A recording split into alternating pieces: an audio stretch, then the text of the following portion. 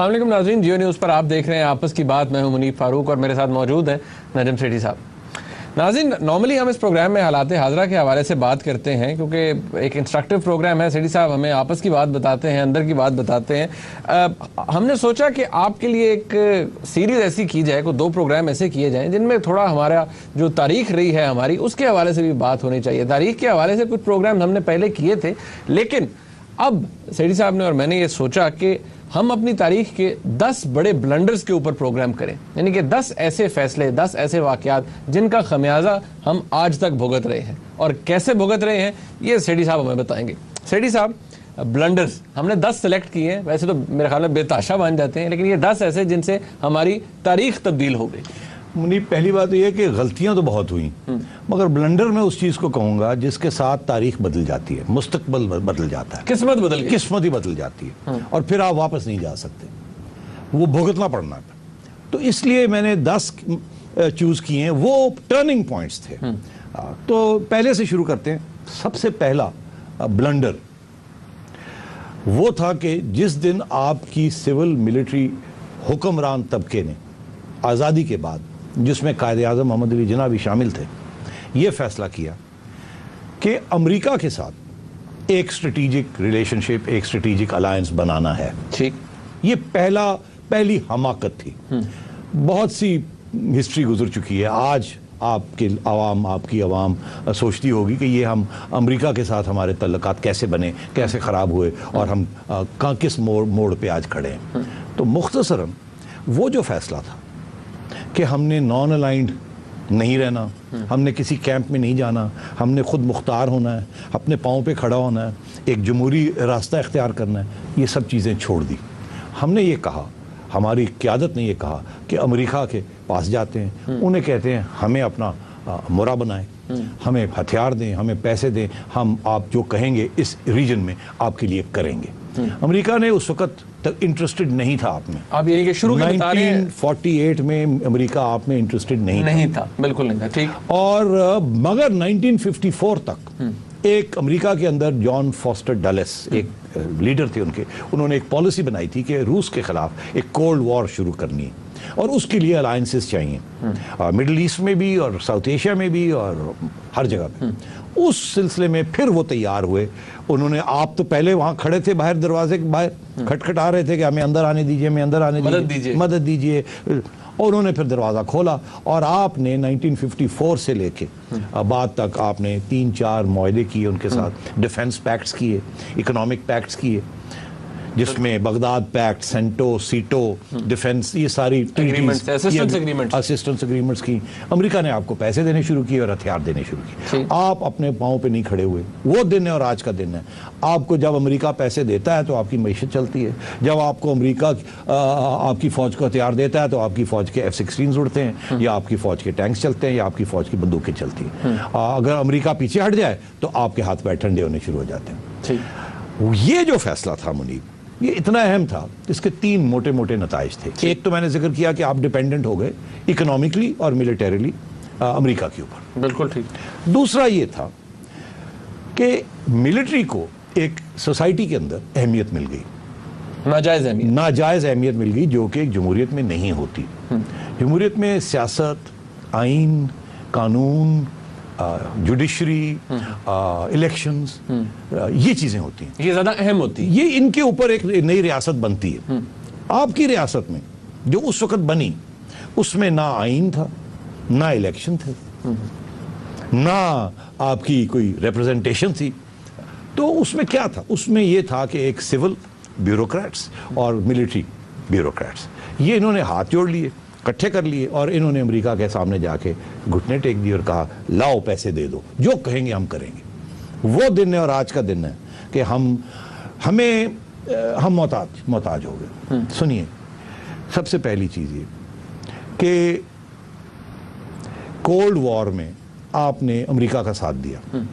अगर आप वो रास्ता इख्तियार करते जो कि हिंदुस्तान ने इख्तियार किया, हिंदुस्तान ने सबसे पहला फैसला क्या किया कि उन्होंने कहा हम किसी अमेरिका के साथ नहीं जाएंगे, हम रूस के साथ नहीं जाएंगे, हम खुद मुख्तार होंगे, एक नॉन अलाइंड मूवमेंट बनाएंगे। बिल्कुल। अमेरिका, हिंदुस्तान की क़यादत जिसमें जवाहरलाल नेहरू साहब थे, उन्होंने टीटो साहब यूगोस्लाविया के, सुकार्नो साहब इंडोनेशिया के, और नासर साहब इजिप्ट के, उनके साथ मिलके एक नॉन अलाइन मूवमेंट, मतलब एक खुद मुख्तार मूवमेंट, ना इधर का ना उधर का, खुद अपने पाँव पे खड़े, वो उसकी क़यादत रखी, उसकी बुनियाद रखी।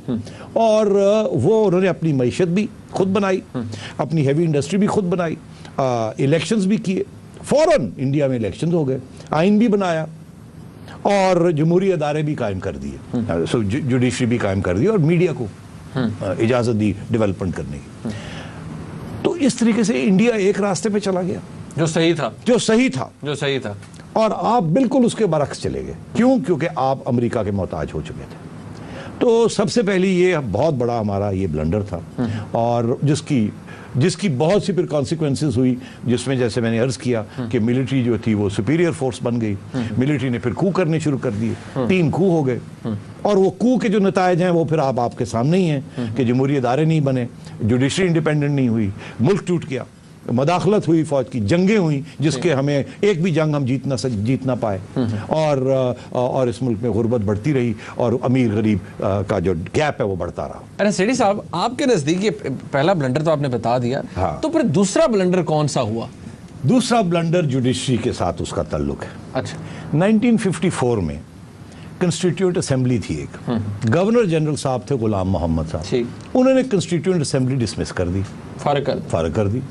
आपने देखा ना ये फारग करना हुकूमतों का, ये कितना हमने देखा, कितने प्रेसिडेंट्स ने कितनी गवर्नमेंट छुट्टी कराई है, और वो गवर्नर जनरल और प्रेसिडेंट का वो एक ही किस्म का ओहदा होता था। 8-10 तो प्राइम मिनिस्टर फारग हो गया ना, तो ये ट्रेडिशन वहां से है। तो गवर्नर जनरल साहब ने कंस्टिट्यूएंट असेंबली फारग कर दी 1954 में। मौलवी तमीजुद्दीन साहब थे स्पीकर सिंध असेंबली के, उन्होंने चले गए वो सिंध हाई कोर्ट में।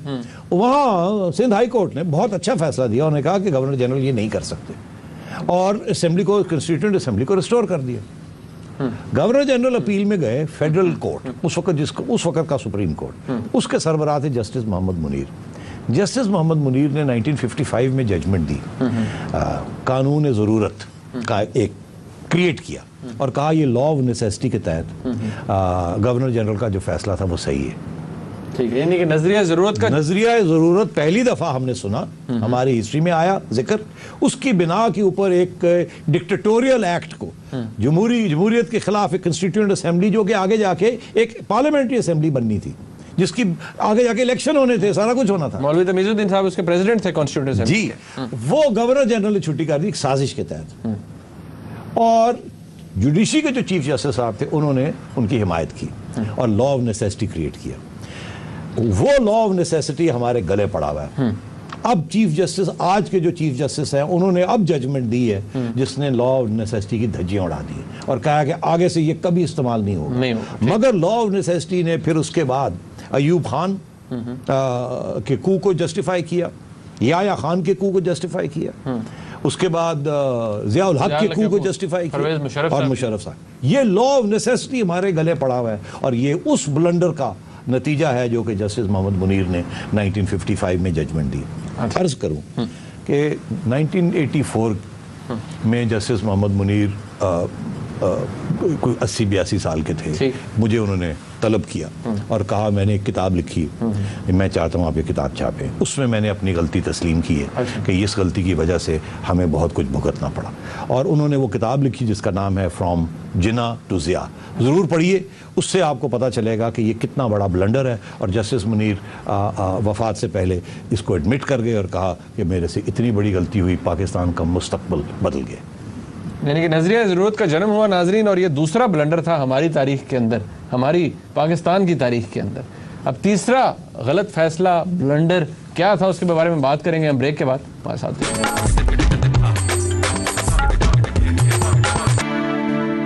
नाजरीन, तीसरा बुरा फैसला, तीसरा ब्लंडर, तीसरा धमाका खेज फैसला क्या था पाकिस्तान की तारीख के अंदर, वो सेठी साहब बताएं। 1954 ठीक। प्राइम मिनिस्टर मोहम्मद अली बोगरा ठीक एक फैसला करते हैं। फैसला क्या कि वेस्ट पाकिस्तान को क्रिएट किया जाए एज वन यूनिट, एक सूबा। एक सूबा। अच्छा। प्रोविंसेस जितनी थी स्टेट्स, उस जमाने में स्टेट भी थी ना, बहावलपुर की स्टेट थी, स्वात की स्टेट थी, सही और कबायली इलाके, इन तीनों को मर्ज करके इनकी प्रोविंशियल, ट्राइबल और लोकल ऑटोनॉमी, खुद मुख्तारी खत्म करके इनको एक यूनिट बनाया जाए इधर, और उस तरफ ईस्ट पाकिस्तान का यूनिट बनाया जाए। तो 2 यूनिट बनाए जाए, वेस्ट पाकिस्तान में एक और उस तरफ दूसरा। ये इतनी बड़ी हमाकत थी क्योंकि ये फिर 1955 में 54 में ये उन्होंने अनाउंस की पॉलिसी की हम बनाने जा रहे हैं, 55 में उन्होंने बना दी। और जब अयूब खान साहब आए तो उन्होंने इसको फिर तकड़ा करके पक्का मोहर लगा के टाइट करके और उसको 2 यूनिट्स बना दिया, एक उधर एक इधर। 62 के कॉन्स्टिट्यूशन में भी, और 62 के कॉन्स्टिट्यूशन में। तो इसके साथ क्या हुआ? नताइज बहुत अहम है। नताइज क्या थे? सबसे पहले देखा आपने, इस मुल्क में बलोचिस्तान कहता है कि वो दिन है और आज का दिन है, हमें खुद मुख्तारी, हमसे पूछा नहीं गया, हमसे बंदूक रख के हमें धकेल दिया गया एक अरेंजमेंट के अंदर, जो कि हमसे वादा नहीं था कायदे आज़म का। हमारे साथ तो वादा कुछ और था कि हमें खुद मुख्तारी होगी, हम रियासत का हिस्सा होंगे मगर खुद मुख्तारी होगी। यही पश्तून कहते रहे कि हमें तो पश्तूनख्वा बनानी थी या पश्तूनिस्तान बनाना था, पाकिस्तान के अंदर रह के हमें खुद मुख्तारी मिलनी चाहिए थी, वो नहीं मिली, हमें वेस्ट पाकिस्तान का हिस्सा बना दिया।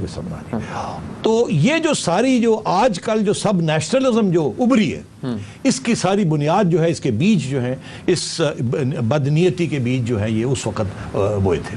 और ये मोहम्मद अली बोगरा साहब के ये फैसले से कि सेंट्रलाइज यूनिट, और उसको फिर बाद में अयूब खान ने और भी पक्का कर दिया। और इसीलिए अयूब खान के ज़माने में बलूचिस्तान में पहली इंसर्जेंसी शुरू हुई। अयूब खान के ज़माने में वो जो बीज थे ईस्ट पाकिस्तान और वेस्ट पाकिस्तान की अलहदगी के, इकोनॉमिक इनक्वालिटी के, एक्सप्लॉयटेशन के, क्योंकि इल्ज़ाम लगने अयूब के ज़माने में वो इल्ज़ाम लगे थे वहाँ से कि हमारा फॉरेन एक्सचेंज हम जूट से कमाते हैं और आप वेस्ट पाकिस्तान वाले ले जाते हैं। सारी डेकेड ऑफ डेवलपमेंट है वो वेस्ट पाकिस्तान में हो रही है। वेस्ट पाकिस्तान में कहाँ हो रही थी?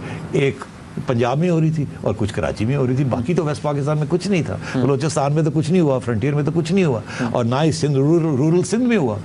तो ये जो इल्ज़ाम लगता है पंजाबी डोमिनेशन और ये पंजाबी सिविल मिलिट्री डोमिनेशन, ये सारी बातें जो है, ये 1 यूनिट की जो फैसला था उसके पर ये सारी चीज़ें निकली हैं उससे। तो वो इतना गंदा फैसला था कि आज आप देखें 60 साल के बाद हम उसको अंडू करने की कोशिश कर रहे हैं। कोई कहता है हज़ारा सूबा, कोई कहता है हमें सराइकी सूबा चाहिए। अगर आप उस वक़्त ये कदम ना उठाते, आप वो प्रोविंसेस रहने देते और एक लूज फेडरेशन बना लेते, तो फिर ये इतनी जो स्प्लिंटरिज्म है, फैक्शनलिज्म है इस मुल्क में, वो ना होती। हिंदुस्तान ने पहले दिन से ये फैसला किया था कि आइन बनाएंगे, जमहूरियत बनाएंगे, नॉन अलाइन रखेंगे और 1 यूनिट नहीं बनाएंगे, 30 यूनिट्स बनाएंगे और 30 स्टेट्स और खुद मुख्तारी करेंगे। और फिर वो स्टेट्स और बनाते गए आहिस्ता आहिस्ता। तो इसलिए वो नेहरू कहते थे कि इंडिया की जो कामयाबी है उसकी डाइवर्सिटी में है। हमने डाइवर्सिटी जो है, जो मुख्तलिफ उसके इलाके हैं, जो कल्चर्स हैं, उनको बरकरार रखा, मगर साथ साथ लेके चले सबको। यहाँ हमने डंडा मारा और कहा ऐसी की तैसी सब इकट्ठे हो जाओ, नहीं तो हम ये कर देंगे। उसकी वजह से, ये बदनीयती की वजह से ये इतना दुख हुआ और लोग जुदा हो गए। शेठी साहब, इसका एक सवाल ये भी बनता है ना कि इस ब्लंडर से भी ये भी जाहिर होता है कि कंट्रोल फ्रीक बहुत थे हमारे जो सेंट्रलाइजिंग टेंडेंसीज। अब मैं आपको याद दिला दूं फाइनली कि वो सेंट्रलाइजिंग टेंडेंसीज, जब भी फौज या ब्यूरोक्रेसी हुकूमत करती है तो वो सेंट्रलाइज करती है, वो कभी भी डिसेंट्रलाइज नहीं होने देगी। डिसेंट्रलाइज सियासतदान करते हैं, क्योंकि सियासतदान पावर जो है उसको शेयर करते हैं। यही तो सियासत होती है। जरदारी सब क्या कर रहे हैं आजकल? शेयर कर रहे हैं ना। नहीं भी जरूरत तब भी फिर भी साथ को लेके चल रहे लोग। और जब मुशर्रफ के जमाने में ये बलूचिस्तान की इंसर्जेंसी शुरू होगी, क्यों शेयर नहीं किया?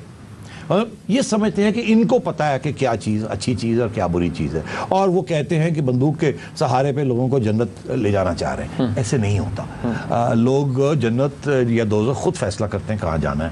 तो ये जो सेंट्रलाइजिंग टेंडेंसी है, इसने पाकिस्तान की रियासत को एक एंटी पीपल रियासत बना दिया और आज आप भुगत रहे हैं। साहब, यानी कि नतीजा इसका ये जो निकला, यानी कि मुल्क जब 2 लाख हुआ, जिसको हम ईस्ट पाकिस्तान डिबैकल करते हैं, वो इसका नतीजा, जिसका नतीजा 100% इसका नतीजा। अच्छा, वो ब्लंडर नहीं है? नहीं, ब्लंडर उसके अंदर एक और तीसरा, जो अब हम बात ही कर रहे थे, चौथे ब्लंडर। चौथा ब्लंडर क्या है? पहला ब्लंडर तो हो गया, हमने डिस्कस कर लिया कि वो अमेरिका के साथ जप्पी डालना। दूसरा ब्लंडर हमने कहा कि जस्टिस मोहम्मद मुनीर का बुरा फैसला, लॉ ऑफ नेसेसिटी। तीसरा ये 1 यूनिट वाली बात, मोहम्मद अली बोगरा साहब और फिर अयूब खान साहब। जब हर जगह पे आप देखें फौज की इन्वॉल्वमेंट आ रही है, फौज के जर्नलों की इन्वॉल्वमेंट आ रही है, और centralised one window operation. One window America बड़ा पसंद करता है वन विंडो ऑपरेशन, बिल्कुल सही। ठीक है ना जी, वो 4 बंदों के साथ बात नहीं करना चाहता, एक बंदे ना गल करो, मुकमुका करो और कम करो, जॉब डन। हर जगह पे अमेरिका ने डिक्टेटरशिप्स को सपोर्ट किया। अच्छा, तो ये उसका नतीजा ये था कि जब फिर याया खान साहब आए, इन्हें उसकी जो बेसिस था इनक्वालिटी का और ये एहसास कमतरी का, वो अयूब खान के ज़माने में उसका बीज उस वक्त बो दिया। बीज उस वक्त जब याया खान साहब आए और इलेक्शन कराई तो बंगाल के लोगों को एक मौका मिल गया अपनी ख्याल का इजहार करने का, अपने गुस्से का इजहार करने का। उन्होंने धड़ा करके मुस्लिम मुजीबुर रहमान के लिए वोट डाला और वो फिर एक मेजॉरिटी मिल गई। वो ब्लंडर था, हमने जब ये फैसला किया उस वक्त भी अगर हम ये उस इलेक्शन का रिजल्ट मान लेते, मैंडेट एक्सेप्ट कर लेते आवाम का, तो और ये मुल्क रह जाना था। हमारी सिविल मिलिट्री ब्यूरोक्रेसी जिसमें अब पॉलिटिशियंस भी आ चुके थे, जुल्फ़िकार अली भुट्टो भी कूद के आ चुके थे, उन्होंने इस सो कॉल्ड वेस्ट पाकिस्तान में मेजॉरिटी हासिल की थी। तो उन्होंने मिल के मुजीब को नहीं इजाज़त दी कि वो प्राइम मिनिस्टर बने और वो मेजॉरिटी के साथ हुकूमत, मैंडेट उनका मानने से इनकार कर दिया। उसमें सियासतदान शामिल थे, भुट्टो साहब शामिल थे। और ये हमारी बदकिस्मती, जिसे मैं कहता हूँ एक फाइनल ब्लंडर, जिससे पाकिस्तान फिर टूट गया, क्योंकि हिंदुस्तान इंतजार में था, क्योंकि आप हिंदुस्तान को काफ़ी तकलीफ दे रहे थे। आपने 47-48 में कश्मीर लेने की कोशिश की, फिर 65 में आपने वॉर भी किया था। तो हिंदुस्तान मौका ढूंढ रहा था। जब उन्होंने देखा कि इस घर के अंदर फूट हो गई, फैल गई है, एक दूसरे के गले पड़ गए, उन्होंने कहा ठीक है ये हमारा मौका है। दुश्मन हमेशा आपकी कमज़ोरी का फ़ायदा उठाता है। आपने मौका दे दिया। हिंदुस्तान ने मुजीब को कहा कि अरे हम जो इमदाद चाहते हो हम तुम्हारी देते हैं। उसने कहा ठीक है, ये तो हमें मार रहे हैं हमारे मुसलमान भाई, हमने कुर्बानियाँ की थी पाकिस्तान के लिए। याद रहे, ये हम लोगों को ये एहसास होना चाहिए कि सबसे बड़ी कुर्बानी पाकिस्तान के लिए बंगाल के मुसलमानों ने दी थी। उनकी मेजॉरिटी की वजह से ब्रिटिश को फिर ये एहसास हुआ कि ये करना पड़ेगा। तो आपने उनको अलहदा कर दिया, आपने मिलिट्री एक्शन किया वहाँ। उस मिलिट्री एक्शन की बिना बेसिस के फिर एक जिसे कहते हैं ना स्टेप, ऐसा एक कदम उठाया जो वापस नहीं लिया जा सकता। जब मिलिट्री एक्शन हो जाए ना, लोग मारे जाएं, तो फिर वापसी बहुत मुश्किल होती है, फिर अलहदगी ही इख्तियार करनी पड़ती है। अगर उस वक्त भी निगोशिएशंस या पॉलिटिकल सोल्यूशन जमहूरी बेस के ऊपर ये कर लिया जाता तो ये ना होता। तो that was the other blunder के मिलिट्री एक्शन, चौथा blunder military action in east Pakistan. Mandate को ना मानना और फौज घुसा देना वहां पर। नाज़रीन, 4 ब्लंडर्स तो डिस्कस कर लिए, 5वां क्या होगा आप गेस कीजिए। एक ब्रेक ले लेते हैं, उसके बाद वापस आते हैं।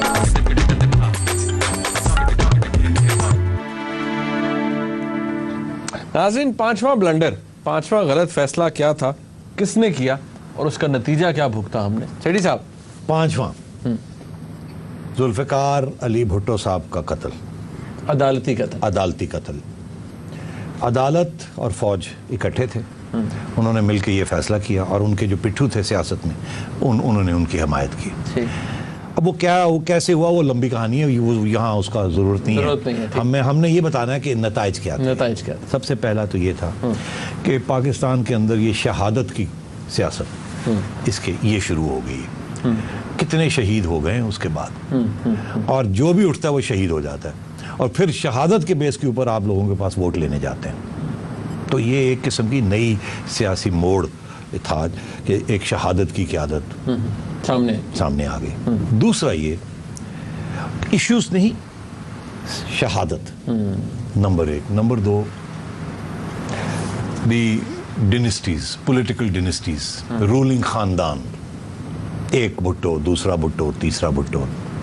ठीक, अब एक नवाज, दूसरा शरीफ, पहले एक शरीफ, दूसरा शरीफ, तीसरा शरीफ तैयार हो रहा है। एक चौधरी, दूसरा चौधरी, तीसरा चौधरी। बिल्कुल ठीक। एक वली खान, देक असफंदियार खान। बिल्कुल ठीक। एक मौलाना मुफ्ती महमूद, एक मौलाना फजल रहमान। मेरी आप बात समझ रहे हैं? तो ये जो सियासत, ये अगर भुट्टो साहब अपना पूरा डेमोक्रेटिक टेन्योर करते तो उसके बाद उन्होंने ही रहना था। अगर वो बाहर भी ऑपोजिशन में भी आ जाते तो वो एक पॉलिटिकल लीडर रहते, और जब बाद में वो चले भी जाते तो कोई और आ जाता। उनकी पार्टी बड़ी डायनामिक पार्टी थी। हमदर्दी का वोट ना मिलता, इश्यूज के ऊपर वोट मिलता।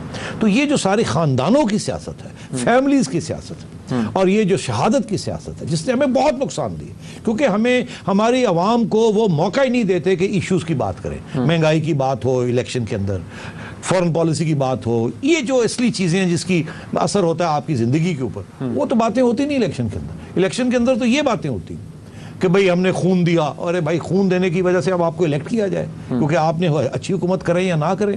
तो ये इसके बहुत बड़े खतरनाक नताइज थे। और फिर उसके साथ पाकिस्तान की सियासत के अंदर एक बहुत बड़ी डिवाइड आ गई, जिसे आज तक आप कहते हैं कि एक आधा पाकिस्तान है जो पीपल्स पार्टी को वोट करता है और आधा पाकिस्तान बाकी लोग पार्टी को वोट करता है। वो कहते हैं ना कि पीपल्स पार्टी मौजूद तो है ना, वो खंबा भी हो सिंध में तो पीपल्स पार्टी को वोट मिलता है। तो ये जो सियासत है ना, ये जमहूरियत के असूलों के खिलाफ है कि ये सियासत सारी उम्र के लिए एक ही पार्टी को मिलती है और एक ही फैमिली को मिलती है और वो अच्छा करें बुरा करें उसका कोई क्यों, क्योंकि खून दिया और एक खून के बाद दूसरा खून, क्योंकि फिर वो एक सर्कल बन गया। बिल्कुल। तो अर्ज ये है, इसने हमें बहुत नुकसान दिया। मैं कोई जात इस किस्म की बात की तरफ नहीं जाता क्योंकि वो तो फिर जुडिशरी ने फिर अपना वही रोल अदा किया ना जो पहले से ट्रेनिंग की थी, लॉ ऑफ नेसेसिटी, फौज के साथ इकट्ठ करना, और वही फिर जुडिशरी ने कत्ल कर दिया। और आज वही देखें सुप्रीम कोर्ट के सामने वही बात 64 इयर्स के बाद खुली हुई है, वही बात वहीं आके खड़ी। जैसे ये डिवोल्यूशन आज हो रही है ना, 64 इयर्स के बाद डिवोल्यूशन हो रही है जो पहले दिन होनी चाहिए थी। जो कत्ल नहीं होना चाहिए था उसका फिर केस खुल गया, जो प्रोविंसेस रहनी चाहिए थी वो फिर बनने जा रही हैं। लोगों की डिमांड सामने।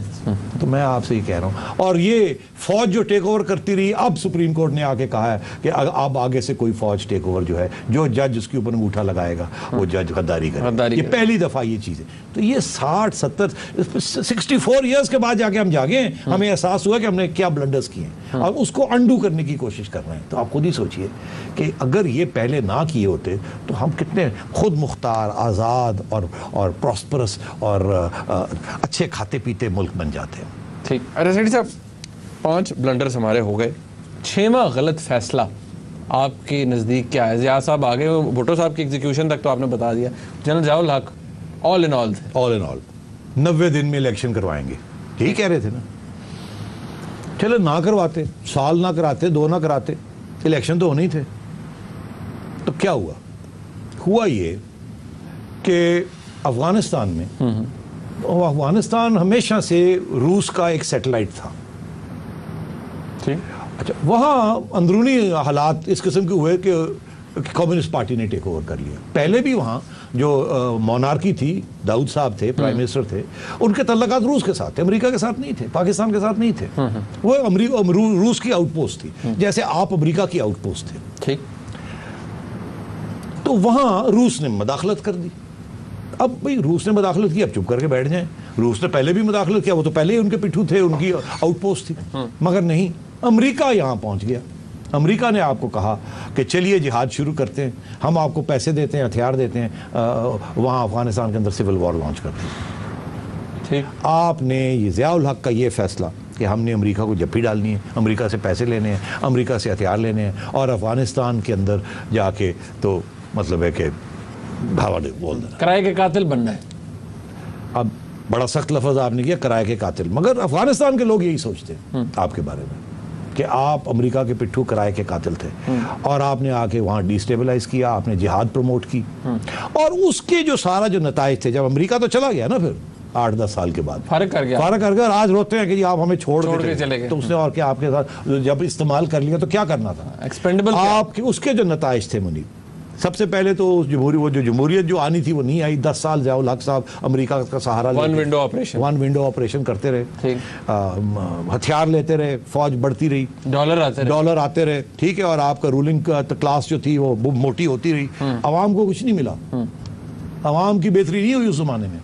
और फिर ये जो फॉल्स झूठी इस्लामाइजेशन की, क्योंकि जिहाद को प्रमोट करना था, अपने जो अनडेमोक्रेटिक एक्ट था, डिक्टेटरशिप उसको छुपाना था, लोगों को गोली देनी थी, कह रहे भाई हम तो इस्लाम की खिदमत कर रहे हैं, इसलिए हम आपकी खिदमत नहीं कर सकते, आपके वोटों की जरूरत नहीं है, चुप करके बैठे रहो। समझ आई?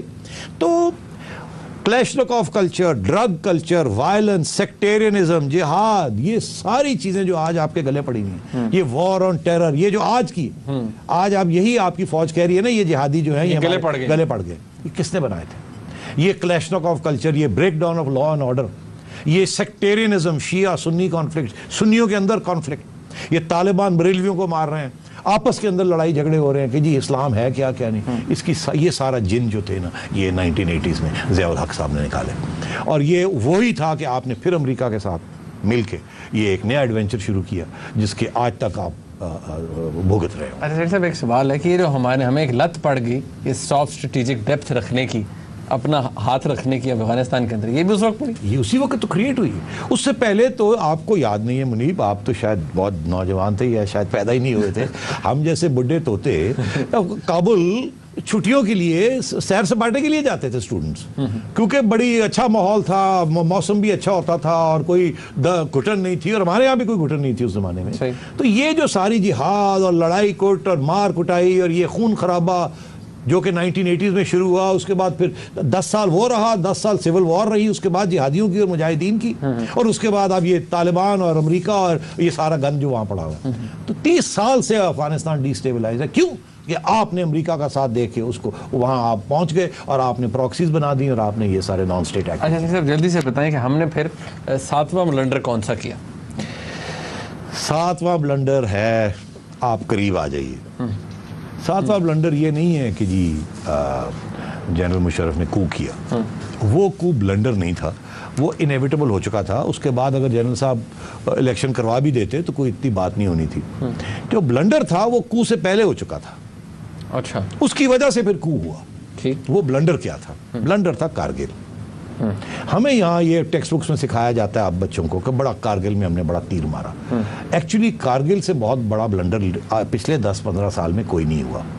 कारगिल में आपकी फौज ने एक मिस एडवेंचर किया था इंडिया के खिलाफ कश्मीर में, और जो कि जिसकी वजह से आपको वहां से वापस भी आना पड़ा, बेइज्जती भी हुई, अमेरिका का जाके सहारा फिर लेना पड़ा प्रेसिडेंट क्लिंटन का, अपने ऊपर जो मुसीबत आ चुकी थी उसको निकलने से उससे, और आपकी फौज की और सिविलियंस की लड़ाई झगड़े हो गए नवाज शरीफ साहब के, प्राइम मिनिस्टर के और आर्मी चीफ के और आर्मी की उस वक्त की क़यादत के, जिसकी वजह से फिर आर्मी ने एक कू किया। और उस कू के जो नतायज हैं वो आज आप देख रहे हैं। उस कू के नतायज क्या है? पहले आपने हिंदुस्तान के साथ लड़ाई झगड़े का किया, फिर आपने अमन की बातें शुरू कर दी, ठीक।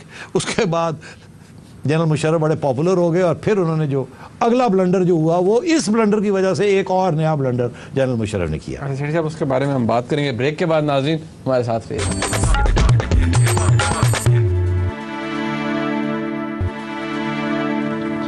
नाज़रीन, मेरा ख्याल है, मेरा जो अंदाज़ा है वो अब ठीक निकलेगा। पहले मेरी लाइन बड़ी बुरी तरह से पिट रही है। सेठी साहब, मैं जितने ब्लंडर्स कहता हूँ आप कहते हैं कि ये फलाने का नतीजा है, तो मेरे ख्याल में आप ब्लंडर जो है वो मेरे नज़दीक 9-11 है। उसका उसके 9-11 में क्या हुआ? 9-11 के बाद कोई फैसले ऐसे होंगे तो हमने किए। हाँ, ये सही है, बिल्कुल सही है कि 9-11 में जो आपकी हुकूमत थी जनरल मुशर्रफ की, उन्होंने कुछ फैसले ऐसे किए जो कि बहुत बुरे फैसले थे, और अगेन उसके नतायज जो हैं वो आज आप भुगत रहे हैं। वो क्या थे? एक ये था, अमेरिका ने आपको कहा you are either with us or you are against us, आप हमारे साथ हैं या आप हमारे खिलाफ। अरे यार, कोई भी सुपर पावर के खिलाफ नहीं होता, तो ये कोई फैसला नहीं करना था, ये एक पॉलिसी ऐसी इख्तियार करनी चाहिए थी जिसमें अमेरिका का जो मसला था वो हल हो जाता और आपकी दोस्ती अमेरिका से हो जाती। आपने अमेरिका का मसला हल नहीं किया और दोस्ती करने की कोशिश की। दोगलापन, आपने कहा हथियार भी आएंगे, पैसे भी आएंगे, इसको इस दलदल में फंसाते हैं। इनका मसला नहीं हल करना, दलदल में फंसाना है। मसला क्या था?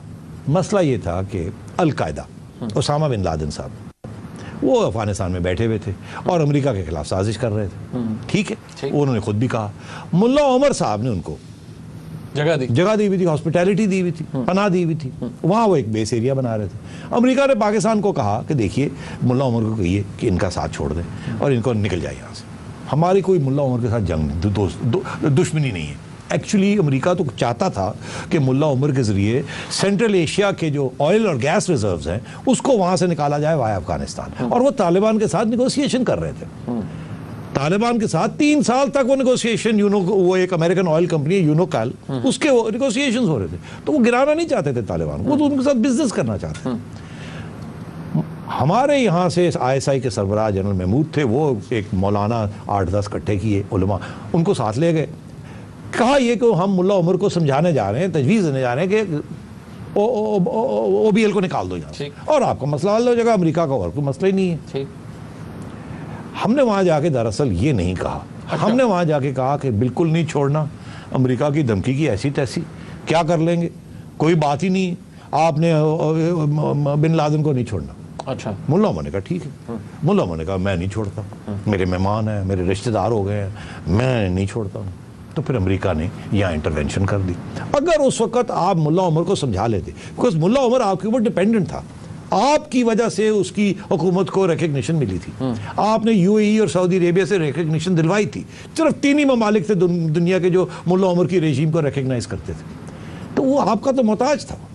आप उसको समझा सकते थे, आपने कोशिश ही नहीं की, आपने उसके बरक्स उसको एडवाइस दी, जिसकी वजह से फिर अमेरिका ने बमबारी की और अमेरिका ने आप और अमेरिका फिर एक नया अलायंस आपने बनाया, जो आज आप पछता रहे हैं कि आपने क्यों किया वो अलायंस, और अमेरिका भी अब पछता रहा है कि वो अफगानिस्तान में कहां जाके दलदल में वो फंस गया, निकलने जोगा ही नहीं रहा। और उसके नताइज ये जो वॉर ऑन टेरर है, जिसमें 35,000 पाकिस्तानी, 4,000 पाकिस्तान की अफवाज ये मारे गए हैं, और अरबों, कहते हैं 10 अरब डॉलर का नुकसान हो गया पाकिस्तान की अफवाज को, पाकिस्तान की इकोनॉमी को। कहते हैं 65 बिलियन डॉलर 10 साल में हमें नुकसान हो गया, हमारी सड़कें उड़ गई, हमारी सोसाइटी उड़ गई, हमारी मईशत बैठ गई, सारा कुछ ये। हालांकि अमेरिका कहता है मैंने आपको 20 अरब डॉलर भी दिए और जाने अलहदा गई। तो ये सारी उस हमाकत, उस गलत फैसले की, और उसके बाद फिर जाहिर है एक फैसले के बाद फिर 10 और गलत फैसले, One thing leads to the other, एक झूठ बोले 10 और झूठ बोलने, एक गलत फैसला करे 10 और गलत फैसले करने पड़ जाते। तो वो एक बहुत बड़ा ब्लंडर था जिस तरीके से अमेरिका के साथ आपने वापस जप्फी डाली और फिर उसको अफगानिस्तान में इन्वॉल्व किया और फिर खुद आप अफगानिस्तान में इन्वॉल्व हो गए। अगला ब्लंडर सेठी साहब आपके नजदीक कौन है? परवेज मुशर्रफ साहब बड़े ताकतवर थे, ऑल इन ऑल थे ना। परवेज मुशर्रफ साहब, आप याद रखिए जब उन्होंने अपनी किताब लिखी थी, उस वक्त वो किताब लाखों की कॉपीज में बिक रही थी। इस मुल्क में लोग खरीद रहे थे, शौक से खरीद रहे थे, जबरदस्ती कोई नहीं। उसको हीरो थे 2006 तक, उनकी पॉपुलैरिटी 80% थी, इसीलिए तो वो उनको एहसास ही नहीं था कि मैं किसी दिन गिर भी सकता हूँ, मेरा डाउनफॉल भी आएगा। तो वो डाउनफॉल कहाँ से शुरू हुआ, जिसकी वजह से जैसे कहते हैं ना कि एक नई, जिसे कहते हैं ना एक नई ड्रामा शुरू हो गया। वो क्या था? वो ये था कि इन्होंने chief justice of Pakistan Iftikhar Mohammad Chaudhry साहब को अपने दफ्तर बुला के बेइज्जती करके और डिसमिस किया। वो दिन और आज का दिन है कि इतनी डिस्टेबलाइजेशन इस मुल्क की हो गई है। वो एक जुडिशरी बन रही थी, आज़ाद किस्म की जुडिशरी बनने जा रही थी, क्योंकि अगर चीफ जस्टिस साहब रह जाते, वो सारा ना होता, उनकी छुट्टी ना कराई जाती, तो जिस किस्म की वो सोच रखते थे उन्होंने एक आज़ाद जुडिशरी बना लेनी थी, मगर स्टेबल जुडिशरी होती ना, आहिस्ता आहिस्ता जो बनती वो स्टेबल भी होती। उनको निकाल दिया, उसकी वजह से फिर एक 3 साल इस मुल्क में डिस्टेबलाइजेशन रही। उस डिस्टेबलाइजेशन की वजह की 2 नताइज थे। एक तो ये कि वो जो हिंदुस्तान के साथ अमन का जो प्रोसेस शुरू किया था वो डीरेल हो गया, कश्मीर का हल निकल रहा था वो ना निकला। दूसरा ये कि यहाँ इतनी डिस्टेबलाइजेशन हुई कि फिर मुशर्रफ साहब की भी छुट्टी हो गई और फिर मोहतरमा का भी कत्ल हो गया। आप देख रहे हैं कितने उसके नताइज निकले। एनआरओ आया और फिर एनआरओ आया, जिसकी आज तक आप लड़ाई झगड़े कर रहे हैं। और आज के जो जुडिशरी है इसकी लड़ाई एग्जीक्यूटिव के साथ वो भी उसी का नतीजा है। अगर ये उस वक्त लड़ाइयाँ झगड़े ना होते और ये एक सिलसिला चलता तो हम इस जगह पे ना पहुँचते, हॉस्टिलिटी ना होती और ये एक जमहूरियत की तरफ सही तरीके से बढ़ते। और आखिरी ब्लंडर सेठी साहब आपके नजदीक क्या है? मैं बहुत सोच रहा था, कितने मिनट है? नहीं, हमारे पास कोई 2-2.5 मिनट है। 2-2.5 मिनट में एक ब्लंडर है, वो पसंद नहीं आएगी बात लोगों को, कुछ लोगों को, क्योंकि उसके भी नताइज होंगे। अच्छा, वो आप आगे देख, जाहिर है वो आगे आप नजर आएगा ना। अच्छा, वो ब्लंडर अभी इट्स इन द प्रोसेस। कुछ लोग तो कहते हैं वी आर लिविंग इट, मगर उसके जो डेंजरस कॉन्सिक्वेंसेस है ना, वो अभी आग नजर नहीं है। वो ये कि जरदारी साहब का फैसला करना कि मैं प्रेसिडेंट बनना चाहूंगा, ये ब्लंडर है। इसके बहुत असरात होंगे। अगर जरदारी साहब फैसला ना करते शुरू में कि मैंने प्रेसिडेंट बनना है, तो चीफ जस्टिस साहब की बहाली पहले दिन हो जानी थी। चीफ जस्टिस साहब की बहाली हो जाती तो जुडिशरी से खतरा नहीं होना था, लड़ाई झगड़े नहीं होने थे। प्रेसिडेंसी पे ना लेते तो नवाज शरीफ साहब की जो अलायंस बनाया था वो मिल के इस मुल्क को इस क्राइसिस से निकालते। ठीक। और ये जो दूसरे लोग हैं जिन्हें कहते हैं सियासी ऑर्फन्स, उनको अहमियत ना मिलती, ये 2 पार्टी सिस्टम बन जाता। एक बाई पार्टिजन खुद मुख्तार इलेक्शन कमीशन बनती, एक अकाउंटेबिलिटी ब्यूरो बनता, एनआरओ की जरूरत ना पड़ती, आप मेरी बात समझ रहे हैं। और जमहूरियत की तरफ हम या अब फिर डिस्टेबलाइजेशन की तरफ जा रहे हैं। डेटे मिल रही हैं, पहले भी मिली है, फिर शुरू हो जाएगा। ये इंस्टेबिलिटी ना होती, और जैसे इसहाक डार साहब पहले बने थे फाइनेंस मिनिस्टर, वो रह जाते फाइनेंस मिनिस्टर, नून भी शामिल होती, दोनों मिलके इस मुल्क को इस क्राइसिस से निकाल लेते, जमहूरियत भी बरकरार रहती, किसी आर्मी चीफ को एक्सटेंशन की भी जरूरत ना करती, सारी चीज़ें अपने टाइम पे होती, और एक नॉन न्यूट्रल किस्म का प्रेसिडेंट आ जाता। ये जो एक अमल है ना, ये अगर कायम हो जाता तो बहुत जबरदस्त बात होती कि neutral president, prime minister, alliances, stable government, economic revival, क्योंकि जब जहां पॉलिटिकल स्टेबिलिटी होगी इकोनॉमिक रिवाइवल तो होगी। अच्छा सेठी साहब 10 सेकंड है, मुझे बता दें, जरदारी साहब ने तो ये सोच के किया ना फैसला प्रेसिडेंट बनने का कि इम्यूनिटी मिल जाएगी, कोई खतरा कहीं से नहीं होगा, बाहर बैठे रहते तो कुछ भी हो नहीं, मगर वो इम्यूनिटी कहाँ मिली? अभी तक केसेस चल रहे हैं, किसी स्टेज पे भी वो इम्यूनिटी जो कि उनके पता है, अब वो 5 साल के लिए प्रेसिडेंट बने ना, हो सकता है कि वो निकाले जाएं किसी स्टेज पे, या वो 5 साल के बाद फिर ना बन सके, कुछ भी हो सकता है। तो फिर ये इम्यूनिटी कहाँ गई? जेपरडाइज, ये वापस आ जाएगी, ये गला नहीं छोड़ेगी।